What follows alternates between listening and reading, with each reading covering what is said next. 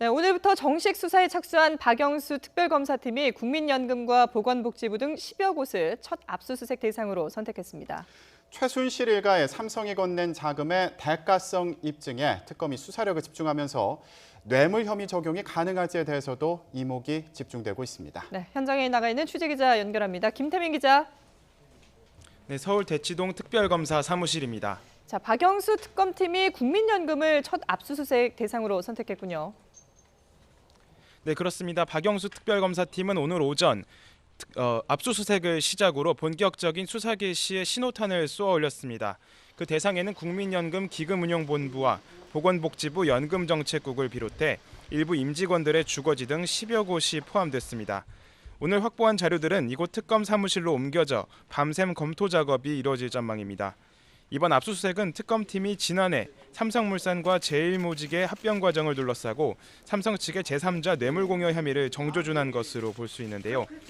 이와 함께 영장 청구 사유에 국민연금 측의 배임 혐의를 처음으로 포함시켜 그 책임을 묻겠다는 뜻을 밝혔습니다. 당시 국민연금은 삼성물산의 지분 10%를 보유한 일대의 주주였는데 손해를 무릅쓰고 합병을 찬성한 배경을 두고 수사가 이루어져 왔습니다. 삼성이 최순실 씨 모녀에게 수십억 원의 특혜성 자금을 지원하고 미르와 K스포츠재단에 거액의 출연금을 낸 것이 바로 이런 합병 찬성의 대가라는 의혹이 제기된 겁니다.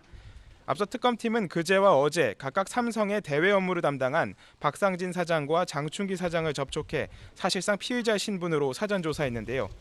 이에 따라 조만간 삼성의 최고의사결정권자인 이재용 부회장이 특검의 첫 소환 대상자가 될 것이라는 분석도 나오고 있습니다. 네, 최순실 씨의 딸 정유라 씨에 대한 체포영장도 발부됐다고요. 네, 그동안 정유라 씨는 승마 국가대표 선발을 비롯해 이화여대 입학과 학사관리 과정 등에서 각종 특혜를 제공받아온 의혹을 받아왔습니다. 하지만 검찰 수사기간 내내 독일에 머무르면서 조사는 이루어지지 않았는데요. 박영숙 특별검사팀은 어제부로 정 씨의 업무방해 혐의를 적용해 체포영장을 발부받아 강제 수사 절차에 착수했습니다. 아울러 독일 검찰에 공조수사를 요청하고 여권 무효화 작업도 함께 진행했다고 밝혔는데요. 이는 만약 정 씨가 소환에 불응할 시 엄정하게 대응하겠다는 의지로 풀이됩니다.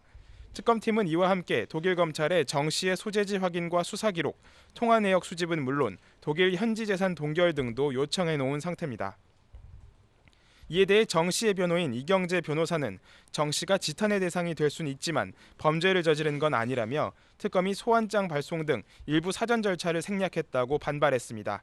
따라서 그동안의 행적이 묘연한 정 씨의 국내 소환이 어떤 방식으로 이뤄질지에도 관심이 쏠리고 있습니다. 지금까지 특검 사무실에서 YTN 김태민입니다.